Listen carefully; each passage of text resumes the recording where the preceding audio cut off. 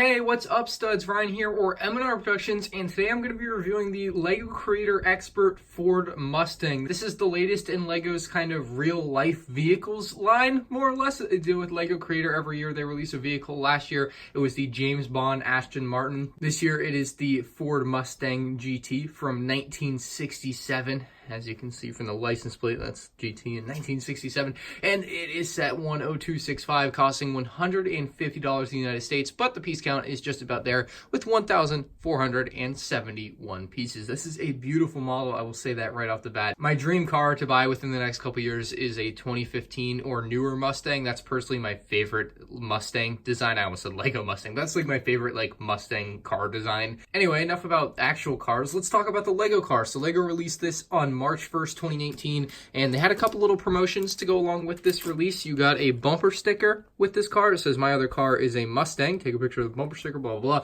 I will not be putting this on my car, but it's a cool thing to have. Maybe if I buy a Mustang, it would be kind of ironic to put that on there, but I'm not gonna do that probably. And then they also gave out this really cool keychain with it, which I personally like. Some people don't like. It says Ford Mustang on one side, and the other side is the Lego logo with a yellow background, and I am totally putting this on my keys if I get a Mustang at some point, because this is going to be just the coolest keychain to have. And then it, of course, also has a little Lego VIP thing there, which is a little bit dull colored for whatever reason. It's not as vibrant as the actual VIP logo, but hey, I love this keychain. Very cool promo in my opinion. You can read the back there if you want to pause, but yeah, let's take a look at the box. To me, this box art looks like it's straight out of Grand Theft Auto. It's like a river or a floodway in an urban town. It looks like Los Angeles to me. That would be my guess.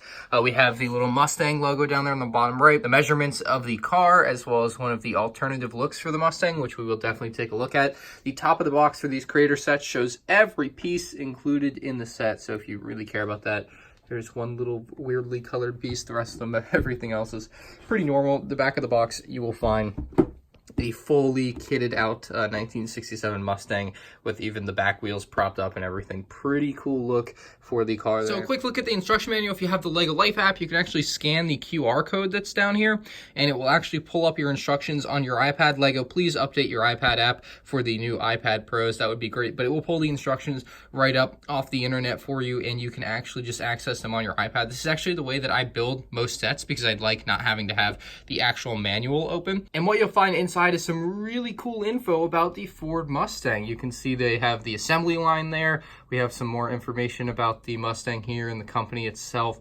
Just a lot of different languages as well will be here. Just a very cool presentation of a bunch of cool information. So if you want to pause this video, you can take a look at anything here. And here is the Mustang in its beautiful dark blue and white striped color scheme. This model is a very good size. I think that's the best way to start my review of the actual model, is that it's a very good size. It's a nice heavy model. It feels like it's worth $150, I guess, is the point I'm getting at there. So I guess we'll start down here between the wheels along the doorway there. And what I'll say about this is I like what they did. They did printed pieces to make this line go across the tiles there. However, the problem with that is they are all so slightly different, and if you're super OCD, which I kind of am, I kind of am not, you might take issue with this.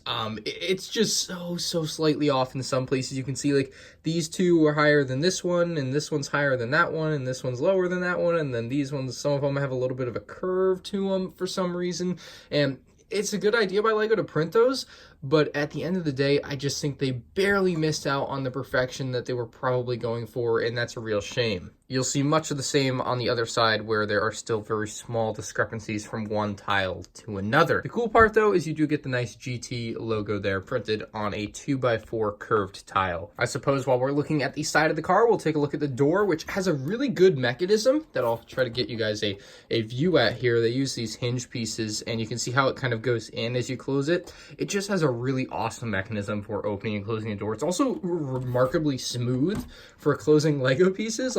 It also has this little kind of click into place here, so it actually gets a little bit of friction here to kind of hold it in place, so that if you do that, it's not just going to fall out. So it does have a nice smooth opening to it. You have these side mirrors here on the right side and on the left side. They're both the same design. It's weird though, because they never really stay in place. I do always have to keep moving them back, and it's a constant battle to get them to look decent. It's the only part of the car that really does that you have to worry about trying to keep clean and making it look the way it's supposed to look. You'll notice some ventilation here on the back side of the car. Again, we'll take a look at the interior in a moment. I want to take a look at the full exterior first. We have the stripe that runs the full length of the car from the front to the back there. This is actually all printed on there, so it's one just continuous or almost continuous blue stripe that runs, again, from the front of the car all the way over the top and to the back of the car. So nice job by LEGO to actually go ahead and print all of that. You also have this stickered GT logo on the back, and then you have another sticker down here with Michigan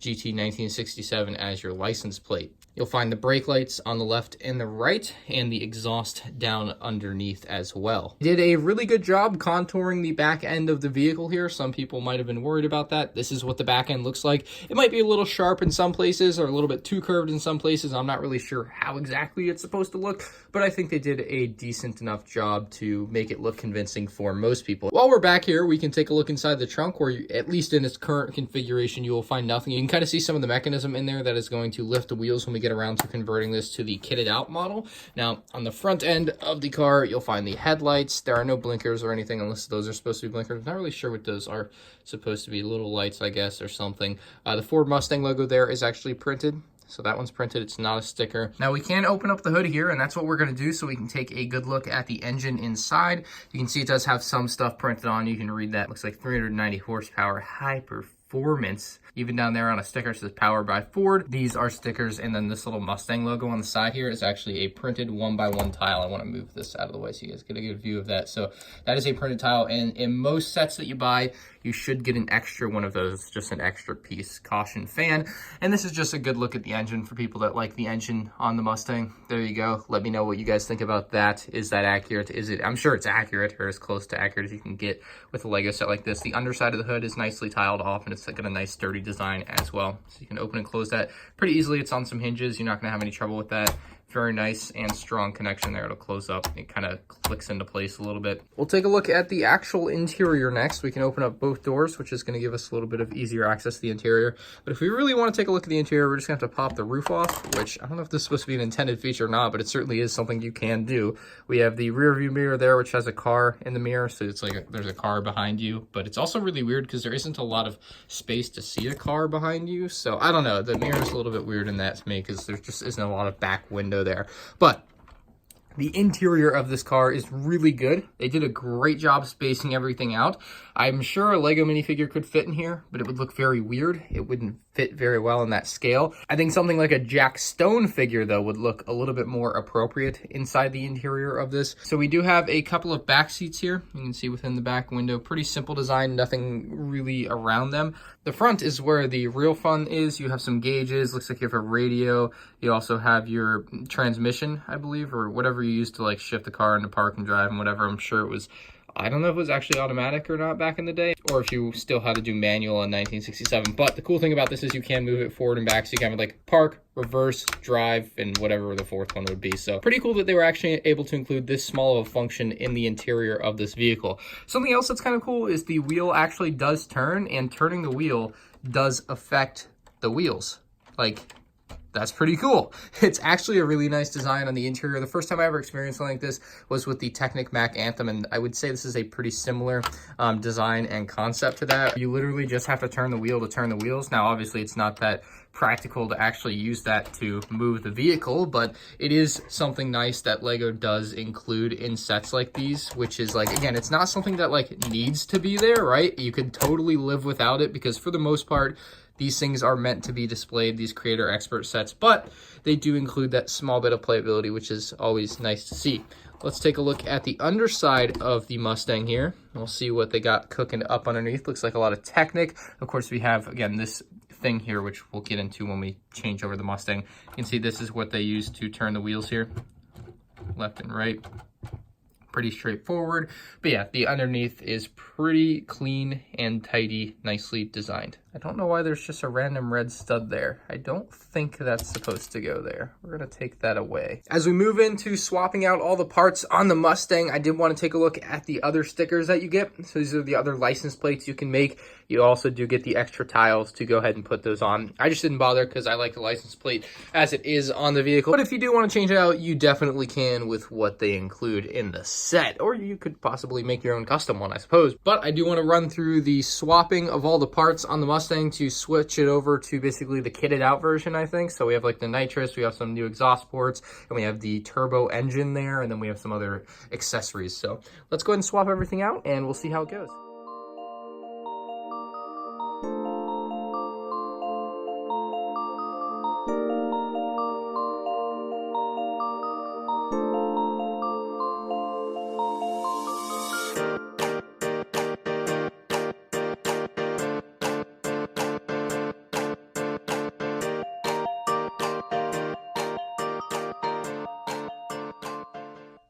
This thing looks pretty wild now. You can see all the additions on the car. We also did take off those pieces. That's literally all you have to take off, and then you have to put everything else that you saw on.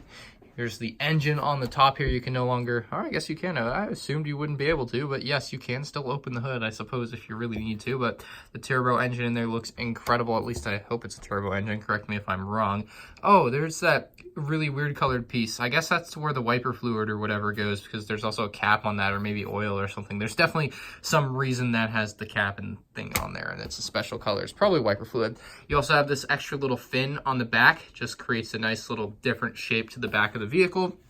You have these extra exhaust pipes here on the side near the door. The door can still open, so no worries about that. You'll find them also on the other side of the car there, still facing backwards. And the biggest change to me is that the back wheels actually lift up. You can see the back wheels are now lifted up considerably higher, or at least the back of the vehicle is lifted up considerably higher than the front of the vehicle. And it actually angles downwards now. That is a flat angle. It's angling downwards. And the cool thing about this is how easy it is to do. There's actually a little black round piece up underneath the back wheels here, and you literally just spin it, and there you go down. And if you keep spinning it, it goes back up. It is a pretty cool marvel of Lego engineering to be able to do that. Like, that is awesome. So that actually still rolls very nicely on the surface here. No issues at all. And also up underneath the hood here, I believe that's the nitrous there. So pretty neat look inside the trunk there. You could also fit something else in the trunk, I suppose. There's plenty of space there. But yes, that is the Ford Mustang from Lego Creator Expert. That is the kitted out look. Looks crazy like that. Let me know what you guys think about this in the comments section below. I'm going to give it an 8 out of 10, if only because I think $150 is a lot of money for something like this. I know it's a licensed product, but it's still under the Creator brand, which typically has a really good price per piece, but this one does not. I guess the one thing about that is there are a lot of printed pieces, so you definitely have to take into account that, but I'm still going to stick with my 8 out of 10. It's a nice model. You get a lot of customization options, and I'm sure people are going to customize this even more. Maybe some people will even build it in completely different colors, which would just be crazy to me. But again, let me know what you guys think about this one in the comment section below. Leave a like if you enjoyed, subscribe to the channel if you're new here and you like the Mustang, and I'll see you guys in the next one. Peace out.